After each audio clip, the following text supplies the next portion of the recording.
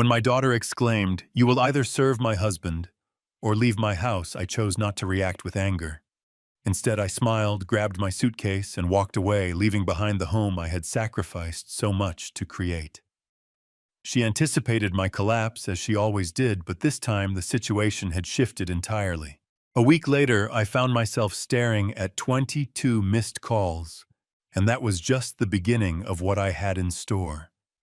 They will come to realize the weight of their words and the consequences of their actions.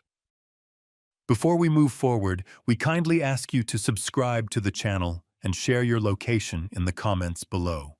The warmth of the keys lingered in my palm as I stepped through the front door, the grocery bags digging into my wrists.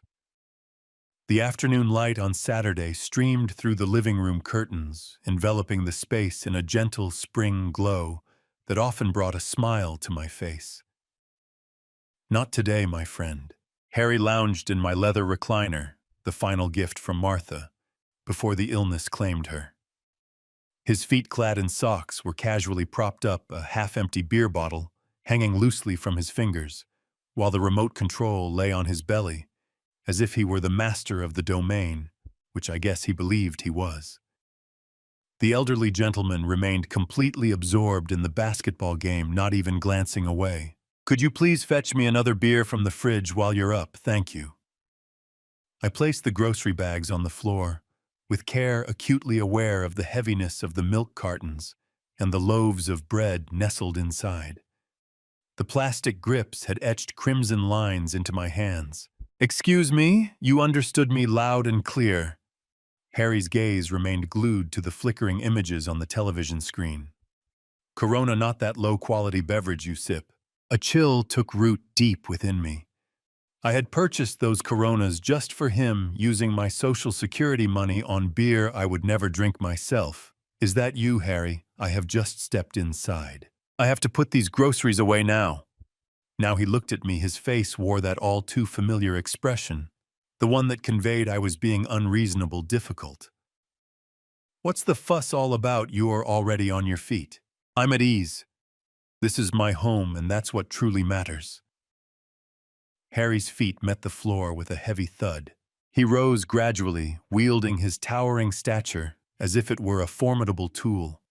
At 30, he towered over me, his frame more robust, yet I had navigated the complexities of challenging personalities long before he even entered the world. "Is this your home? It's amusing, considering that both your daughter and I call this place home. We take care of the expenses, using my funds, intricacies." He moved in a little closer, the beer still clutched in his hand. "Listen, Clark. We have two paths ahead of us, one that's straightforward and another that's going to be much more challenging. Do you wish to continue enjoying a tranquil life here? You engage in the game of baseball. It's as straightforward as that." The kitchen door creaked open, revealing a world of warmth and familiarity. Tiffany entered the room, her blonde hair swept up in a carefree ponytail, a dish towel clutched in her hands. She absorbed the moment. Harry loomed above me, the air heavy with unspoken words and palpable tension. "What's happening?" Her voice held that familiar warning tone that took me back to her teenage years. "Your father's being difficult," Harry remarked, his gaze fixed on me. "I requested a beer and he's turning it into a whole dramatic affair." Tiffany's gaze held a weight of disappointment, as if I were a wayward child misbehaving. "Dad, just go ahead and grab him the beer. It's not something to get worked up about." Yet Harry had more to say. He stepped nearer, just within reach, and I caught the scent of alcohol lingering on his breath. "Listen, Clark, let me explain how this is going to unfold. You reside in our home. Your input matters. That implies that when I request something from you, you follow through. No inquiries, no sass. Is this our home?" I maintained a steady tone despite the frantic beating of my heart.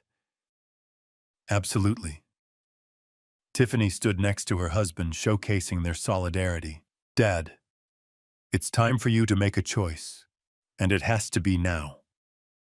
You can either lend a hand to Harry and follow his requests, or you might as well start gathering your belongings and head out." The words lingered in the atmosphere, heavy and elusive. I gazed at my daughter, hoping to catch a glimpse of the sweet child who once nestled in my lap during the roaring storms. She gazed back, mirroring the same air of entitlement that Harry possessed.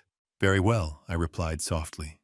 Harry wore a confident smirk, convinced he had emerged victorious. "Excellent. Now let's talk about that beer. You'll get everything ready." The smile faded from his lips. Tiffany's expression shifted, her mouth parting just enough to reveal her surprise, as if she anticipated my defeat, a quiet apology, and a retreat to the kitchen, like someone who had lost their way. I glanced back at the grocery bags, then made my way down the hallway, my mind elsewhere. Behind me, I sensed Harry's sudden gasp, a sound filled with unspoken emotions. Tiffany whispered, "Dad, wait." Yet I found myself making my way to the bedroom, each step firm against the polished wood beneath me. Martha and I had shared the experience of refinishing together 2 decades ago. The suitcase descended from the closet shelf with a gentle thud. I had purchased it for our honeymoon to Yellowstone during the time when Martha was still with us, and the future seemed limitless, like an inviting, open road. Now it lay open and desolate on the bed, poised to consume the fragments of my existence within these walls. I organized my packing with care. Intimate apparel, hosiery, and a trio of outfits. Not everything merely what is necessary. From the living room drifted the soft hum of anxious whispers, with Harry's voice occasionally breaking through the gentle cadence of Tiffany's quieter tones. They were figuring out what to do, how to handle the old man's unexpected rebellion. My hands moved without conscious thought, folding shirts and rolling ties. The photo of Martha went into the side pocket, wrapped in tissue paper, my medications, reading glasses, the small leather journal where I tracked expenses. When I wheeled the suitcase down the hallway, they stopped talking. Harry had returned to his chair, but his posture was different now, alert, watchful. Tiffany stood by the kitchen doorway, arms crossed, trying to look stern, but failing to hide her uncertainty. Neither of them said goodbye. The car started on the first try, my old Buick, reliable as always. I backed out of the driveway, without looking at the house, without seeing if they were watching from the window. The 30-minute drive to Pine Lodge gave me time to think. The memories came in waves as I drove through downtown Kalispell. Tiffany's college tuition, $40,000 a year for that fancy private school she'd insisted on. I'd worked overtime at the bank for 4 straight years, taking on extra clients, staying late to review loan applications. My hands cramped just remembering all those forms. Her wedding had cost $25,000. Harry's family couldn't afford their half, so I'd covered it quietly, not wanting to embarrass anyone. The reception hall, the flowers, her dress, everything had to be perfect for my little girl's special day. Then came the house. $80,000 from my retirement savings for their down payment, because young couples needed help getting started. That's what fathers did, I'd told myself. That's what Martha would have wanted. The monthly payments followed like clockwork. $1,200 for their mortgage, $300 for utilities, $500 for groceries when money got tight. My Social Security check disappeared into their lives piece by piece, and I'd convinced myself it was love. Pine Lodge Motel sat on the outskirts of town, a low building with faded paint and a neon sign that flickered intermittently. The room was small but clean, a bed, a chair, a tiny table by the window. I set my suitcase on the luggage rack and sat heavily on the mattress edge. The silence was different here, not the comfortable quiet of my own home, but the hollow emptiness of a temporary space. I pulled out my phone and scrolled through the contacts, bank numbers, insurance companies, credit card services numbers I knew by heart from 30 years in finance. Tomorrow was Sunday, but some things could still be done, some calls could still be made. I opened my laptop on the small table and logged into my online banking. Account balances glowed on the screen, checking savings, retirement accounts numbers that represented a lifetime of careful planning, of denying myself small luxuries so I could take care of my family. The cursor blinked in the search bar, waiting for me to decide what came next. Sunday morning arrived gray and overcast, fitting my mood perfectly. I spread my paperwork across the motel table like a general planning a campaign. Bank statements, insurance policies, legal documents, everything organized, everything within reach. The first call went to First National Bank. Sunday banking was limited, but automated systems never slept. "Good morning, Mr. Miller," the representative said after I navigated through the phone tree. "How can I help you today? I need to cancel the automatic mortgage payment for 847 Pine Street. The account ending in 4729. A pause. Computer keys clicking. "Sir, I show that payment has been active for 5 years. Are you sure you want to discontinue it?" "Completely sure. May I ask the reason for the change?" "The homeowners no longer qualify for my financial assistance." More clicking. "Very well, Mr. Miller, the automatic payment will be canceled, effective immediately. You should receive written confirmation within 3 business days." The second call was easier. Geico had been insuring both their cars on my policy for 3 years. Harry's Silverado, Tiffany's Honda. $280 every month for vehicles I never drove. Coverage for accidents I'd never cause. "I need to remove 2 vehicles from my policy," I told the agent. "My daughter and son-in-law will need to establish their own coverage. When would you like this change to take effect today?" The credit cards took longer. Tiffany was an authorized user on 3 of my accounts: Visa, MasterCard, and the store card from Costco. $500 monthly I'd been paying on balances I'd never created, purchases I'd never made. "Mr. Miller, removing authorized users will require them to apply for their own credit," the Visa representative explained. "Any outstanding balances will remain your responsibility, but they won't be able to make new charges." "I understand. Remove them immediately." Each call felt like lifting a weight from my shoulders. 30 years of banking experience had taught me the system's ins and outs, the legal language, the proper procedures. Everything I was doing was completely within my rights. The life insurance change required written documentation, but I started the process. $100,000 that was supposed to go to Tiffany, money I'd earned to protect my family's future.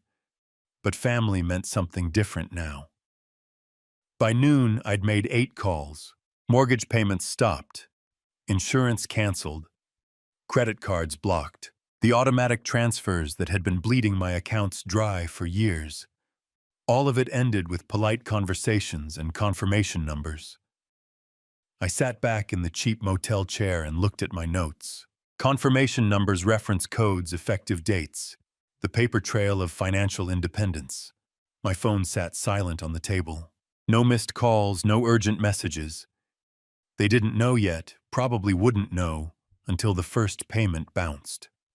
The first bill arrived with their names on it instead of mine, but they would know soon enough. I closed my laptop and walked to the window. Across the parking lot, an elderly man was loading suitcases into a pickup truck, his wife directing the operation, with gentle efficiency, probably heading home from visiting grandchildren, or maybe starting a long, postponed vacation.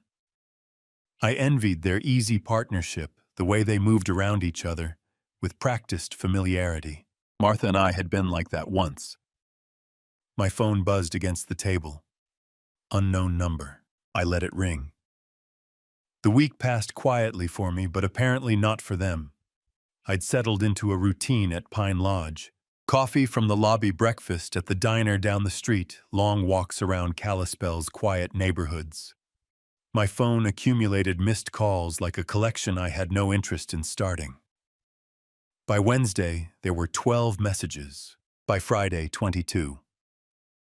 I listened to them in chronological order, watching the progression from confusion to anger to desperation. The first few were almost casual. Tiffany asking if there was some kind of banking error with the mortgage payment. Harry leaving brief annoyed messages about the car insurance elapsing. But by the middle of the week, panic had crept in. Dad, what the hell is going on? Tiffany's voice cracked with frustration. The bank says you stopped the automatic payment.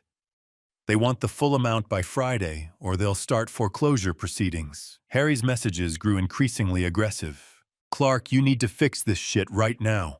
I've got people asking questions about my insurance. You're making us look like deadbeats. The later calls bordered on begging. Tiffany crying, promising they'd work something out if I'd just call them back. Harry trying a different approach, claiming he'd been too harsh and wanted to make things right. I deleted each message after listening, feeling nothing but mild curiosity about their growing desperation. Thursday morning brought a knock at my motel room door. Through the peephole, I saw them both. Tiffany in a wrinkled sweater, Harry in his work clothes, both looking like they'd slept badly. I opened the door, but didn't invite them in. Dad. Tiffany's eyes were red-rimmed. Her usual composure cracked. We need to talk. About what Harry pushed forward, his face flushed with anger. About the fact that you're trying to ruin our lives over some stupid argument about beer. I'm not trying to ruin anything, I said calmly. I'm simply no longer paying for your lives. The mortgage, Clark. Harry's voice rose. You can't just stop paying the mortgage. That's our house. Actually, it's my house. My name on the deed, my signature on the loan. You two were just guests. Tiffany grabbed Harry's arm as he stepped closer to the door. Dad, please. We can work this out. Harry was wrong to talk to you that way. We both were. But you can't just leave us with no warning, no discussion. You gave me an ultimatum, I reminded her. Do what Harry says or get out. Those were your exact words. I didn't mean it like that. Yes, you did. I looked at my daughter, seeing a stranger wearing her face. You meant every word. You just didn't expect me to choose option 2. Harry tried a different approach, his voice artificially calm. Look, we all said things we didn't mean. But you're talking about our home, our credit, our whole lives. You can't just pull the rug out like this. I can, and I did. I started to close the door. You wanted me to leave. I left. You wanted to handle your own lives. Now you can. Dad, wait. Tiffany's voice broke. What about family? What about everything we've been through together? I paused, looking at her desperate face. For a moment, I remembered the little girl who used to help me rake leaves in the fall, who brought me dandelions she'd picked from the yard. But that little girl had grown into someone who could stand by while her husband humiliated her father in his own living room. Family works both ways, sweetheart, I said quietly. I spent 5 years taking care of you both. When it was time for you to take care of me, you chose him instead. Harry's fake composure cracked. You crazy old bastard, you can't just... I can call the police if you keep raising your voice, I interrupted. This is private property, and you're disturbing the peace.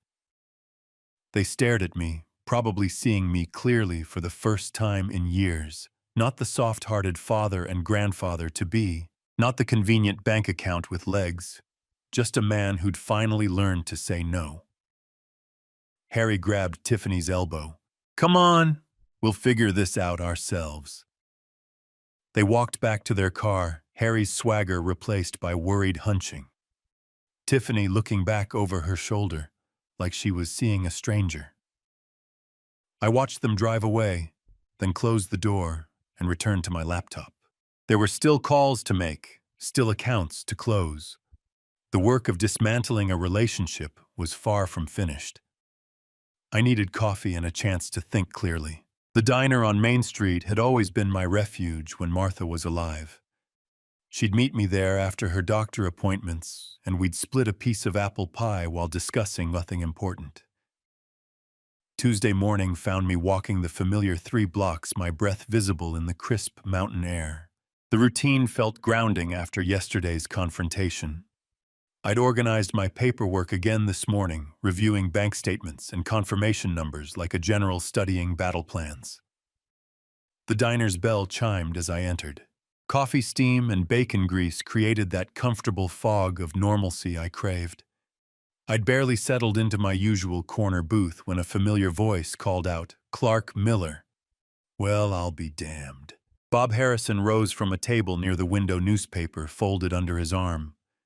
We'd worked together at First National for 15 years before his transfer to the main branch. Bob had handled commercial loans while I managed personal accounts, but we'd shared enough coffee breaks to consider ourselves friends. "Bob," I stood to shake his hand. "Good to see you. Mind if I join you?" "Haven't seen you since Martha's service." He slid into the opposite seat without waiting for an answer. "Heard you moved out to Pine Lodge. Everything all right?" The waitress appeared with coffee before I could answer. I used the interruption to consider how much to share. Bob was trustworthy, but he was also a banker with professional obligations. Family situation. I said finally needed some space to think things through. Bob nodded slowly, studying my face. "That son-in-law of yours tried to pull a fast one on us a few months back." My coffee cup stopped halfway to my lips. "What kind of fast one wanted a home equity loan on your house?" $50,000. Bob's expression darkened, claimed it was his property, brought in documentation and everything. The diner's ambient noise seemed to fade. "My house," he said. He owned my house. That's right. Had some paperwork that looked official at first glance, but when we ran the title search, Bob shook his head. "Everything came back to you, of course. Clean title, no co-signers, nothing that would give him any claim to the property." I set my cup down carefully, processing this information. "When exactly did this happen? December, maybe January?" I handled the application personally because of the amount involved. Bob leaned forward, lowering his voice. "Clark, he wasn't just mistaken about ownership. This was deliberate fraud. The documents he brought in were forged. The implications hit me like cold water. 3 months ago, Harry had been planning to steal from me. This wasn't desperation born from our current crisis. This was premeditated deception. Did you report it?" "We rejected the application and flagged his information in our system. Technically, since no money changed hands, it's a gray area legally. But I kept copies of everything." Bob studied my expression. "You really didn't know about this?" I shook my head, thinking about all those monthly payments I'd been making, all the dinners where Harry had complained about money troubles while planning to rob me behind my back. What was he going to use the money for? Bob glanced around the diner, then leaned closer. "According to his application, home improvements. But word around town is Harry's got gambling debts, pretty substantial ones. How substantial, Jim Morrison might know more. You remember Detective Morrison? He mentioned something about Harry being a regular at Glacier Peaks Casino." I did remember Jim Morrison. We'd served on the church building committee together, and his daughter had been in Tiffany's graduating class. If Jim had information about Harry's gambling, it was probably accurate. "Bob, I appreciate you telling me this." I pulled out my wallet to pay for coffee I'd barely touched. "Clark, be careful. A man who'd forged documents to steal from family might do other desperate things when he's cornered." I walked back to Pine Lodge with my mind racing. Harry's beer demand and disrespect suddenly made more sense. He'd already seen me as a mark, a convenient source of cash for his gambling habit. The ultimatum wasn't about establishing dominance. It was about maintaining access to money he believed he was entitled to steal.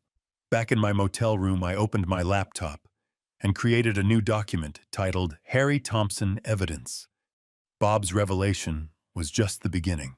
If Harry had been lying about this, what else had he been hiding? The courthouse closed at 5 p.m. I had 1 hour to file the paperwork that would change everything. After lunch, I'd driven straight from the diner to the Flathead County Courthouse, an imposing brick building that had intimidated me as a young man, but now seemed like an ally. The clerk's office was on the second floor, staffed by a middle-aged woman who processed my eviction notice with professional efficiency. "Mr. Miller, you understand this is your daughter's residence." She reviewed the property deed I'd provided, comparing it to the eviction documents. It's my property. The residents have violated the terms of their occupancy. What terms would those be? I'd prepared for this question. Verbal agreement requiring mutual respect and contribution to household expenses. Both conditions have been breached. She stamped the papers with practiced authority. 30-day notice period begins today. If they contest, we'll schedule a hearing, otherwise the sheriff will serve final papers after the deadline. How long before they receive this? Sheriff's department handles service of process, usually within 48 hours. I thanked her and collected my copies, feeling the weight of legal authority behind my actions. No more financial manipulation or emotional blackmail. Everything was going through proper channels. Now my next stop was the police station. Detective Jim Morrison's office was tucked in the back corner of the building, a cramped space dominated by filing cabinets and coffee-stained paperwork. Jim had aged since I had last seen him. More gray hair, deeper lines around his eyes, but his handshake was still firm. Clark, what brings you to my corner of the world? Information gathering. Bob Harrison mentioned you might know something about Harry Thompson's gambling activities. Jim's expression shifted to professional interest. Your son-in-law. What's the context here? I explained the situation briefly. The ultimatum. My departure. The discovery of Harry's attempted loan fraud. Jim listened without interrupting, occasionally making notes. Harry's definitely known at Glacier Peaks, Jim said when I finished. Regular player usually at the poker tables. Staff mentioned he's been more frequent lately, playing higher stakes.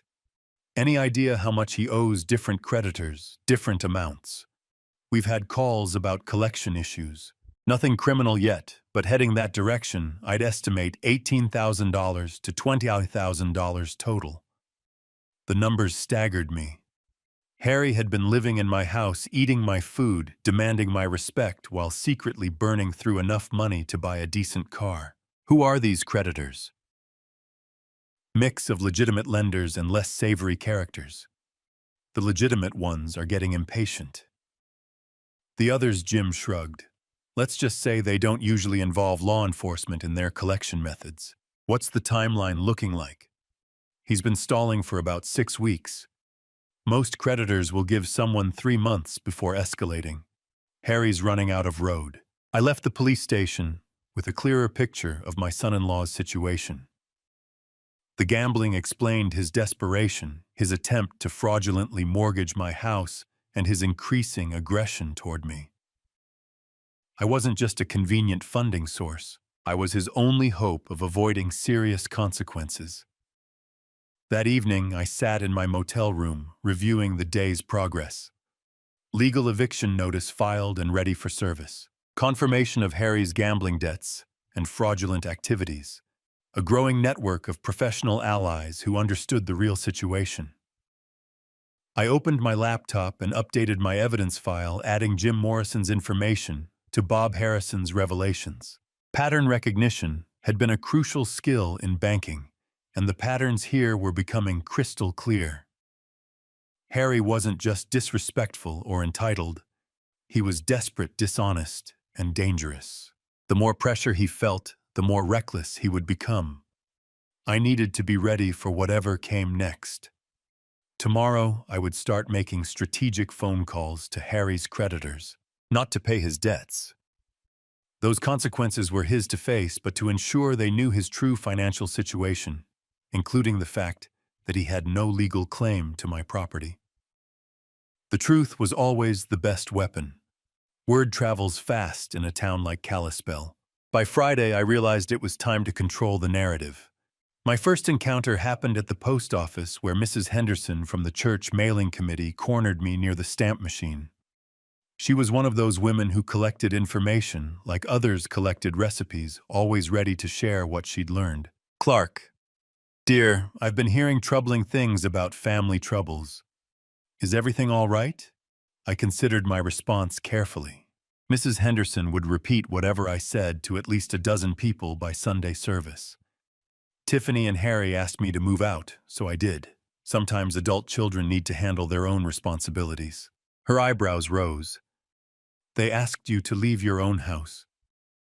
It seemed like the best solution for everyone involved. But didn't you pay for their wedding and help them with the down payment? She leaned closer, lowering her voice conspiratorially.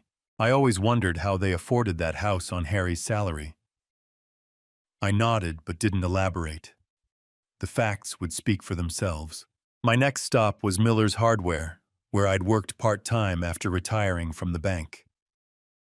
Tom Kowalski, the owner, looked up from his inventory sheets with genuine concern. Clark heard you're staying out at Pine Lodge. What's going on? 3 other employees gathered around as I explained the situation. Their reactions were immediate and unanimous. Shock that Harry had treated me so disrespectfully. Anger that I'd been supporting them financially for years without recognition. You paid for their college tuition, Dave, the assistant manager shook his head in disbelief. Harry told everyone his family was well off, said they were helping you with mortgage payments. Harry said a lot of things that weren't true, I replied calmly. Tom's expression darkened. That explains why he always seemed to have money but never worked overtime. We offered him extra shifts plenty of times, but he always had other commitments.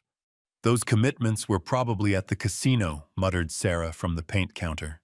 By the time I left the hardware store, I knew the real story would be all over town within hours.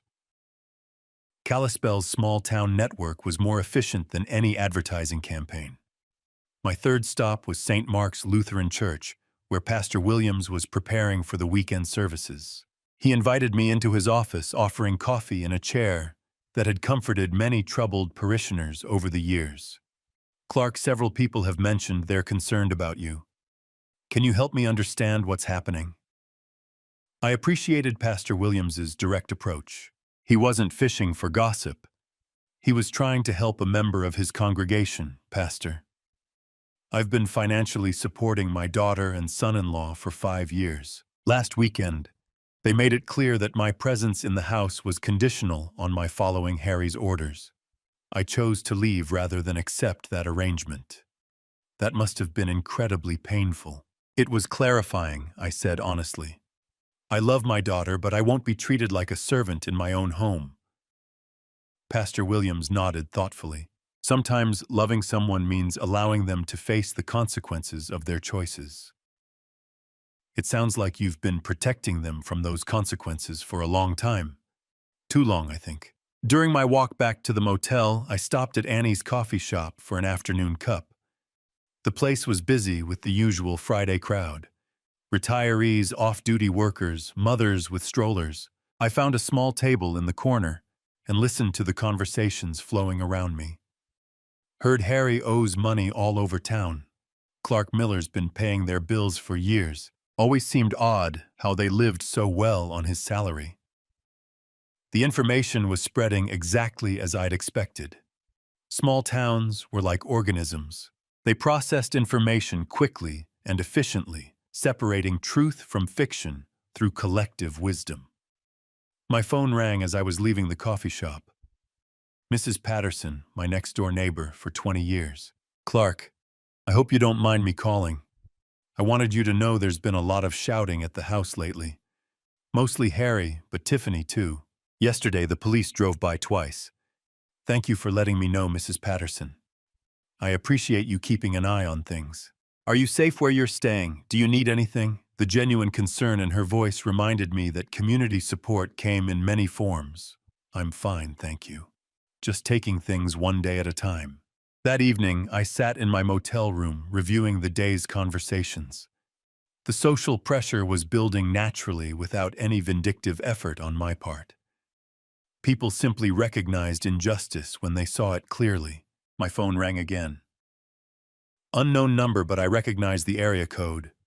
One of Harry's creditors, most likely. I let it go to voicemail, then listened to the message. This is Marcus Webb from Frontier Financial Services. We're looking for Harry Thompson regarding a past due account. Please call us at your earliest convenience. They were calling me because Harry had probably listed my house as his address on credit applications. More evidence of his deception. More proof that he'd been planning to make me responsible for his debts. I deleted the message and opened my laptop. Time to update my evidence file with today's discoveries. I should have expected them to fight back. Harry never was one to go down quietly. Saturday morning started peacefully enough. I was reviewing bank statements over coffee when my phone began ringing. First Tom from the hardware store, then Mrs. Henderson, then Pastor Williams. Each call brought the same disturbing news. Harry was making rounds through town spreading an alternative version of events. "Clark, I think you need to know what he's saying." Tom's voice carried barely controlled anger. "He came in here about an hour ago, loud as you please, telling everyone you abandoned them without warning. Claims you promised to always take care of them, then changed your mind out of spite. What exactly did he say, that you're having some kind of mental breakdown? Said you threw them out because Tiffany wouldn't let you control every decision in their lives." Tom paused. "He's also claiming there's a family medical emergency that requires money and you're refusing to help." I thanked Tom and hung up my mind, already working through the implications. Harry was desperate enough to launch a public relations campaign, which meant the pressure from his creditors was intensifying. The next call confirmed my suspicions. "Mr. Miller, this is Detective Morrison. I wanted to give you a heads up. Harry Thompson was here this morning filing a complaint about elder abuse. Claims you're being manipulated by someone at the bank to make bad financial decisions. Elder abuse, complete nonsense, of course. But he's trying to create an official record of your supposed mental incompetence. I told him we'd need medical documentation and witness statements, which he obviously can't provide." 20 minutes later, my phone rang again. Tiffany's number. "Dad, please pick up. I know you're angry, but there are things you don't understand." Her voice was thick with tears. "I'm pregnant, Dad. The stress from all this is making me sick. The doctor says if things don't calm down, I could lose the baby." I felt a familiar twist in my stomach. The same protective instinct that had made me vulnerable to their manipulation for years. But something in her tone seemed rehearsed, desperate in a calculated way. "Congratulations on the pregnancy, sweetheart. When did you find out?" "Last week, right before everything fell apart." Her voice broke convincingly. "Dad, I can't lose my baby because of money problems. You always said family comes first." "Family does come first. That's why I spent $60,000 on your education and $25,000 on your wedding. But what about now? What about your grandchild?" The question hung in the air. If she was really pregnant, if there was really a medical crisis, then my actions could have unintended consequences. But the timing seemed too convenient. The emotional manipulation too practiced. "Tiffany, have you seen a doctor about these pregnancy complications?" A pause. "I have an appointment next week." "Which doctor?" "Dr. Richards at the women's clinic." I knew Dr. Richards. Martha had seen her for years. "I'll call her office to see how I can help with medical expenses." "Dad, you don't need to call. If there's a genuine medical emergency involving my grandchild, I want to help. Dr. Richards will know the best way to handle things." Tiffany's voice became sharp. "You can't just call my doctor. That's private information." "You're right. You can have her call me directly to discuss payment options." The call ended abruptly. An hour later, I was walking downtown when I encountered Harry outside the First National Bank. He was talking loudly to anyone who would listen, his voice carrying that aggressive edge I'd learned to recognize.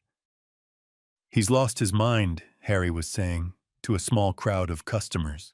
"Senile old man thinks everyone's trying to steal from him. Kicked his own pregnant daughter out of the house over nothing."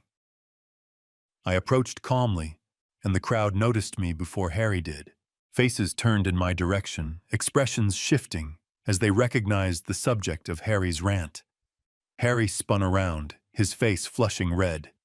There he is, the man who abandoned his own family. "Hello, Harry." I kept my voice level. "How's the gambling debt situation working out?" The accusation hit him like a physical blow. Several people in this crowd murmured. murmured among themselves, pieces of a puzzle clicking into place. "You're crazy," Harry sputtered. "I don't know what you're talking about." $18,000 according to Detective Morrison. Glacier Peak's casino, mostly poker tables. I looked at the gathering crowd, amazing how much money someone can lose when they're not paying their own living expenses. Harry's face went from red to purple. He stepped closer, using his height advantage like a weapon. "You senile old bastard, you can't just—" "I can document every dollar I've spent supporting you for 5 years," I interrupted. "Can you document where your paychecks went?" The crowd was listening intently now. Processing this new information, Harry realized he'd lost control of the narrative. "Come on," he growled, pushing through the crowd. "This isn't over, Clark." I watched him storm away, noting how several people pulled out their phones. The real story would be all over social media within the hour. Back at the motel, I opened my laptop and began documenting the day's events. Harry's counterattack was failing because it was built on lies that couldn't withstand scrutiny.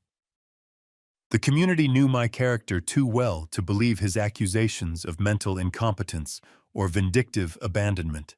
But the pregnancy claim worried me. If Tiffany was really pregnant, the situation became more complicated. I needed verification before making my next move. I picked up my phone and dialed Dr. Richards' office. If there was a real medical emergency, I would help, but I wouldn't be manipulated by fabricated crises. Harry's public threats had crossed a line. I walked back to my motel room, pulled out my phone, and called Detective Morrison. "James, we need to talk. Harry's behavior today showed a pattern of escalation that concerns me." "How so?" "He confronted me publicly, made threatening gestures in front of witnesses, and his whole demeanor suggested someone losing control." I looked out my motel window toward downtown. "I'd like to file a formal complaint and explore protection options. Come in tomorrow morning. Bring any documentation you have." But I didn't need to wait until morning. Steve Brennan, the Pine Lodge night manager, knocked on my door an hour later. "Mr. Miller, that man who was yelling in our parking lot earlier. He came back about 20 minutes ago, stood outside your door for maybe 5 minutes, then left, made some guests nervous. Steve was a retired Army sergeant who'd seen enough trouble to recognize it developing." "Did he say anything specific?" "Muttered something about teaching old fools lessons. I've got it on security video if you need it. Security footage, physical evidence of Harry's threatening behavior on private property. Steve, would you be willing to provide that footage to the police?" "Absolutely. Guy like that shouldn't be intimidating elderly residents." The next morning, I arrived at the police station with Steve's security USB drive and a written timeline of Harry's escalating behavior. Detective Morrison reviewed everything with professional thoroughness. "Clark, this shows a clear pattern of intimidation. Combined with what I witnessed yesterday at the bank, we have grounds for a restraining order. What would that involve? Legal prohibition against Harry coming within 500 feet of you or your property. Violation means immediate arrest." Jim leaned back in his chair. "There's something else you should know. Harry consulted with the lawyer Friday about adverse possession laws. The words hit me like cold water. Squatters' rights exactly. He was researching whether he could claim legal ownership of your house based on living there continuously." Jim's expression was grim. "Montana requires 5 years of hostile occupation. They've been there 3 years. He was planning to wait 2 more years, then file a claim." The implications staggered me. Harry hadn't just been freeloading. He'd been executing a long-term plan to steal my family home through legal technicalities. Does he have any legitimate claim? None whatsoever. Adverse possession requires hostile occupation without the owner's permission. Since you gave them permission to live there, and they never paid rent or property taxes, there's no legal basis. Jim pulled out a file folder, but it shows premeditation. He's been planning this theft for years. What about the restraining order? I can fast-track it given the evidence. You'll have it by this afternoon. I left the police station with a new understanding of my son-in-law's character.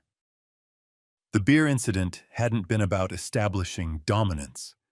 It had been about maintaining a deception that would culminate in stealing my home. Walking back to my car, I pulled out my phone and scrolled through my contacts. Time to make some strategic calls. The first was to Marcus Webb at Frontier Financial Services, one of Harry's creditors who'd been calling my number. Mr. Webb, I'm returning your call about Harry Thompson. I need to clarify something important.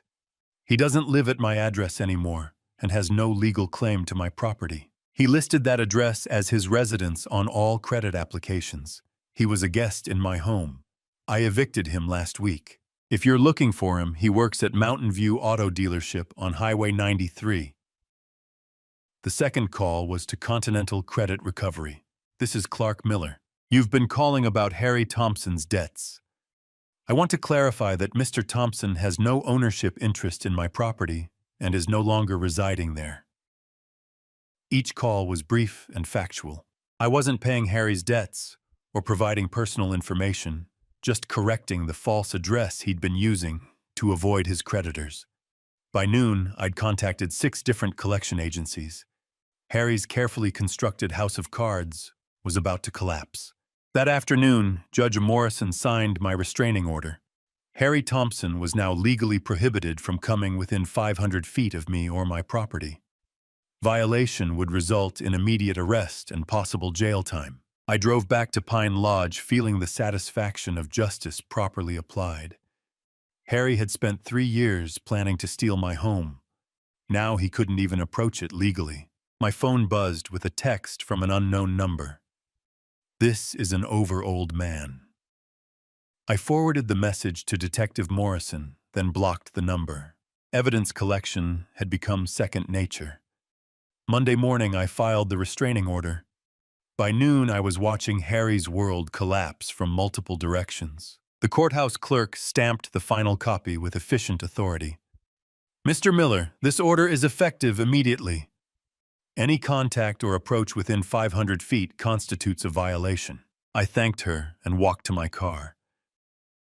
Knowing the sheriff's deputy would serve Harry the papers within hours, my phone was already ringing. Clark, this is Mike Brennan from Mountain View Auto. Mike was Harry's boss, a decent man who'd built his dealership on reputation and trust. I need to ask you something directly. Are the things Harry's been saying about you true? What has he been saying, that you had some kind of breakdown and threw him out because of dementia, that there's a family medical emergency, and you're refusing to help? Mike's voice carried skepticism. Thing is, Clark, I've known you for 20 years. This doesn't sound like the man who co-signed my son's first car loan. Mike Harry gave me an ultimatum to obey his orders or leave. I chose to leave. There's no medical emergency, and my mental faculties are fine, as my banker lawyer and police detective can confirm. A long pause. I was afraid of that. Clark, I've got 3 customers today who mentioned Harry owing them money. One recognized him from the casino. This is affecting my business. I understand. I'm going to have to let him go. Can't have this kind of controversy around customers who trust us with major purchases. 20 minutes later, I was having coffee at Annie's when I saw the first debt collector pull up to my former house. Continental Credit Recovery, based on the magnetic door sign. I'd spoken with them Friday about Harry's false address claims. My phone rang. Tiffany's number. Dad, there are men at the house asking about Harry's debts. They want to know about our assets, our income, everything. Her voice carried genuine panic now. What did you tell them? I told them the truth, that Harry doesn't own my property and no longer lives there. But they're talking about garnishing wages, seizing assets. Dad, I don't understand any of this. Sweetheart, that's what happens when someone borrows money they can't repay. Those are consequences. Harry created. Not me. He owes $18,000. How is that possible? So she really hadn't known the full extent. Gambling debts. Glacier Peaks Casino, according to Detective Morrison. Silence on the line, then quietly. He told me he was working overtime those nights. I'm sorry you're learning this way, Tiffany. And the sheriff's deputy was here too. Served Harry some kind of legal papers. He's been ranting and throwing things ever since. The restraining order. Harry was probably just realizing that his options had evaporated completely. Dad, he's talking about leaving town. Says there's nothing left here for him. Her voice cracked. What am I supposed to do? Make decisions based on who Harry really is, not who you hoped he was. That evening, I parked across the street from my former house and watched the chaos unfold. 3 different creditor vehicles had visited during the day. Mrs. Patterson next door waved at me sadly. She'd been watching the situation develop with the concern of a longtime neighbor. Through the living room window, I could see Harry and Tiffany arguing. His gestures were aggressive, desperate. Hers looked defensive, frightened. The fairy tale marriage built on my financial foundation was crumbling as reality intruded. My phone buzzed a text from Steve at Pine Lodge. That guy tried to get in the building again, told him about the restraining order.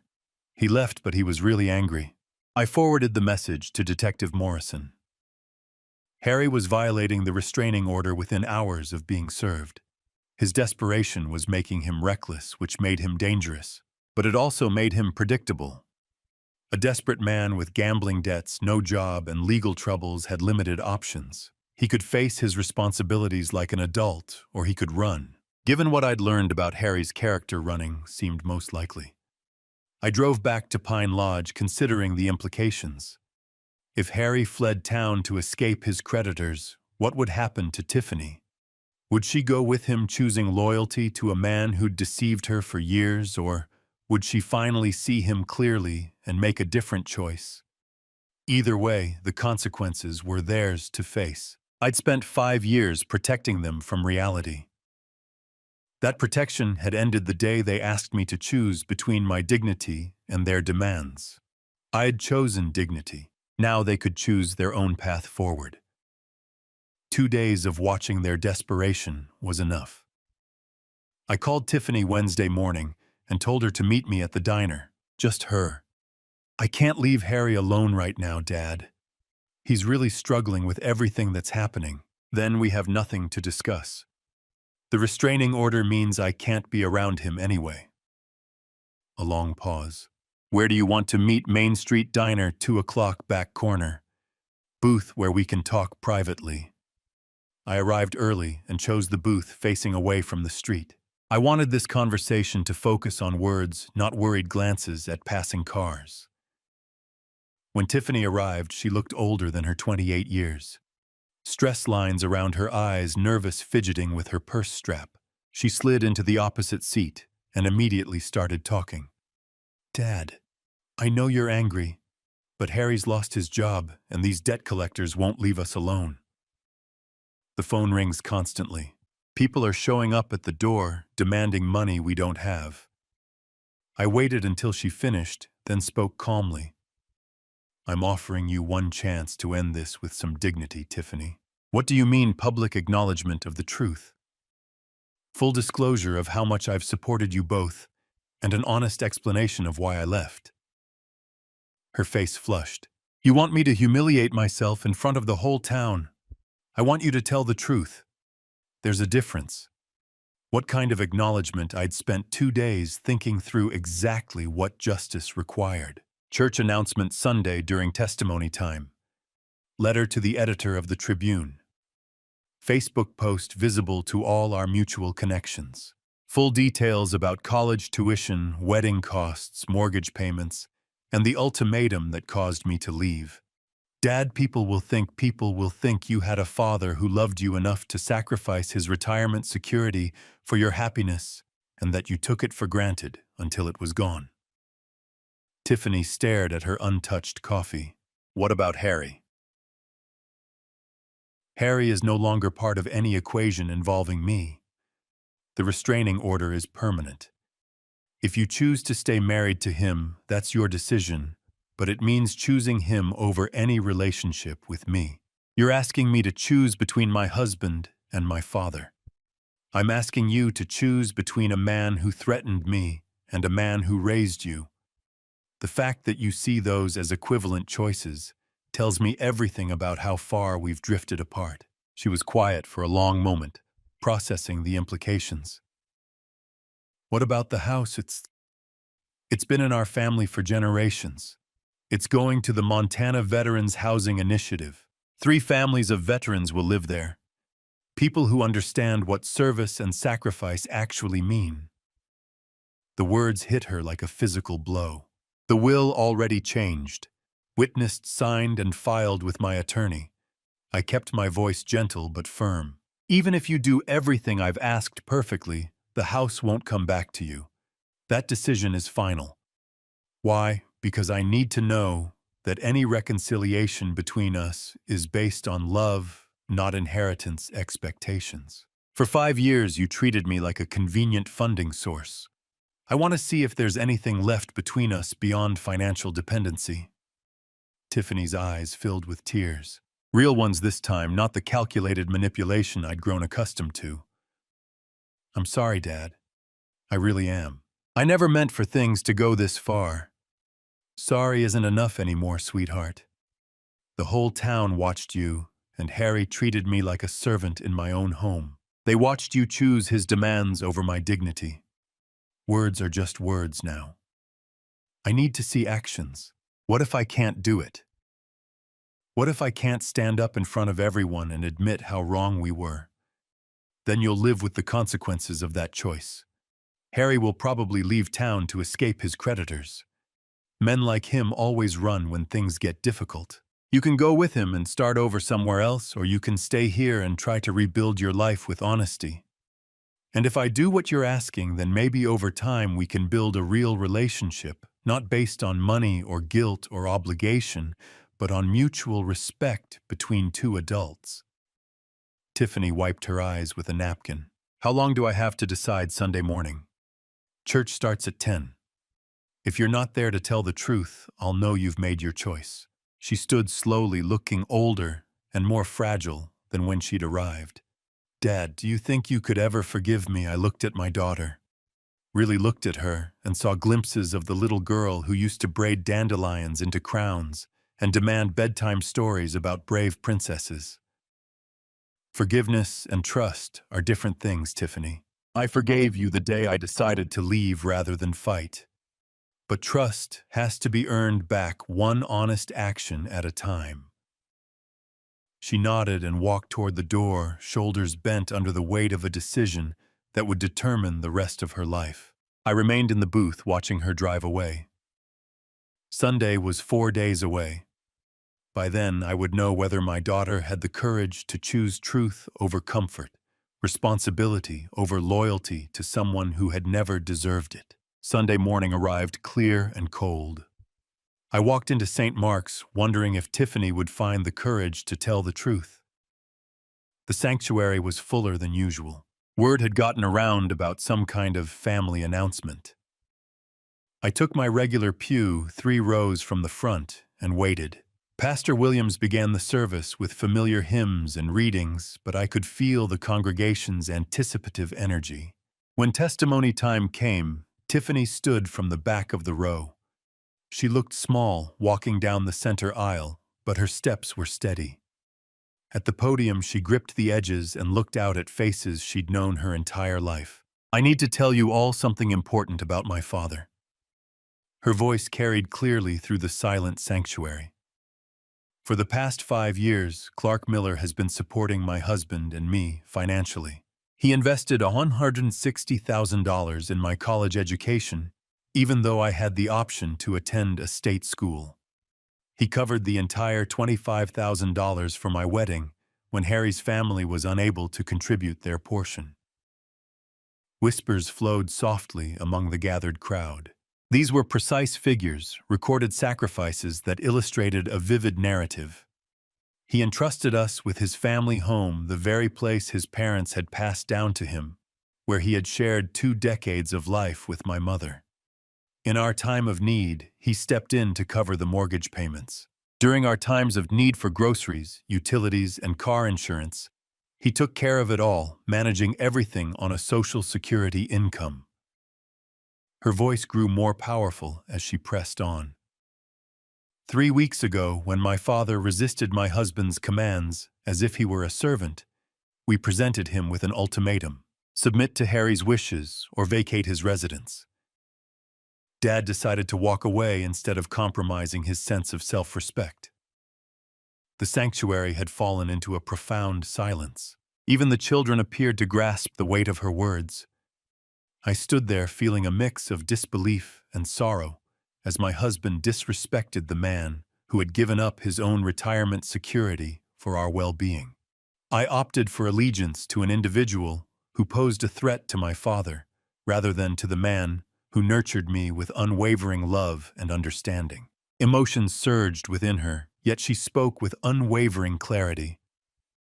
I'm here because my father presented me with a final opportunity to embrace honesty instead of letting pride take the lead. I made a mistake. Harry made a mistake.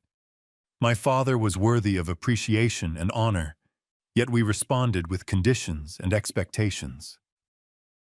Her gaze met mine with an intensity that felt both inviting and unsettling. Father. I know that saying "I'm sorry" doesn't come close to making up for what we put you through, but I hope it can be a beginning. The gathering buzzed with encouraging whispers as Tiffany made her way back to her seat. Pastor Williams stepped up to the podium, his eyes glistening with emotion. At times, the most challenging form of bravery lies in openly acknowledging our errors. Tiffany has demonstrated remarkable bravery today, while her father has exemplified true dignity in the face of adversity. Following the service, individuals came forward to offer warm embraces, firm handshakes, and heartfelt words of encouragement. Mrs. Henderson gently clasped my hand. It was clear to all of us that you were providing them with financial support, Clark. What we were unaware of was the way they honored your generosity. Tom from the hardware store gave my shoulder a reassuring clap. What you did truly showed remarkable strength of character. Establishing boundaries can be quite challenging, especially with family dynamics at play. However, the most significant moment unfolded when Tiffany approached me outside the church. The letter to the Tribune is set to be published on Wednesday. The Facebook post will be published this evening. She paused, uncertainty flickering in her eyes. Harry slipped away from town yesterday, loading up his truck while I was at work, and then he vanished without a trace. There was no forwarding address, no message left behind, just silence. I found it to be quite expected. Individuals like Harry often fled when faced with the repercussions of their actions. I'm truly sorry to hear that your marriage has come to this conclusion. I'm not, she murmured softly. This morning I took the step to file for divorce after discovering that he had been secretly using my credit cards for gambling. The financial burdens are more severe than we anticipated. 3 months later, I found myself in the front yard of my childhood home observing as 3 veteran families settled into the transitional housing units established by the Montana Veterans Housing Initiative. The residents had been transformed into distinct living spaces, allowing each household to enjoy their own privacy while still having access to shared communal areas. Staff Sergeant Maria Santos, freshly back from her deployment, guided her 2 children toward the playground equipment gifted by community businesses. Mr. Miller, this chance holds immense significance for us. We appreciate your thoughtful choice in honoring veterans with this gift. Those who have served truly grasp the meaning of sacrifice, I responded. This home ought to be a sanctuary for those who truly deserve it. My life had found a serene rhythm at the lakeside cabin I had acquired, free from the burdens of supporting unappreciative dependents. Sipping coffee on the deck with a view of Flathead Lake, casting a line in the afternoon, and losing myself in a book by evening, these simple joys felt indulgent after enduring years of financial strain and family turmoil. The cabin was cozy, just right for what I needed. 2 cozy bedrooms, a kitchen that would allow me to prepare real meals instead of relying on takeout all the time, and a dock where I could set my small fishing boat afloat. A message from Tiffany lit up my phone, breaking the silence. Dad, I've been in counseling for 3 months now, and I'm discovering so much about what it means to have healthy relationships. Would you be interested in grabbing a coffee together sometime? I want to rebuild your trust step by step through our conversations. I smiled softly, gazing out at the tranquil lake where an osprey gracefully fished in the shimmering shallows. Tiffany had honored her promise regarding the acknowledgments. The letter to the newspaper was detailed and sincere. The Facebook post sparked an outpouring of encouragement from community members who had come to grasp the true narrative. What truly mattered was her willingness to take charge of mending our relationship, rather than anticipating forgiveness without putting in the work. I replied, "Coffee sounds perfect. Let's meet at the diner Saturday morning." Her reply was swift, "I'll be there." And Dad, I appreciate you not losing hope in me entirely.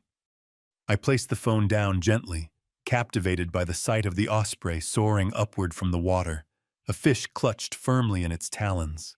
At times, the virtues of patience and dignity brought their own rewards, even when the duration felt infinite. The sun dipped low behind the Rockies, casting a warm golden and orange glow across the lake's surface. In the distance, the sound of children's laughter echoed through the veterans' housing complex, where families were crafting new beginnings in the very place that had taught me the fine line between generosity and enabling. Justice achieved dignity intact, and perhaps, just perhaps, a daughter poised to regain her father's trust through genuine effort instead of emotional games. The anticipation had truly paid off. If this story resonated with you, we'd love for you to give this video a thumbs up, subscribe to our channel, and share your thoughts about the story in the comments below. To hear the upcoming tale, please click on the box to the left. Thank you for being here with us.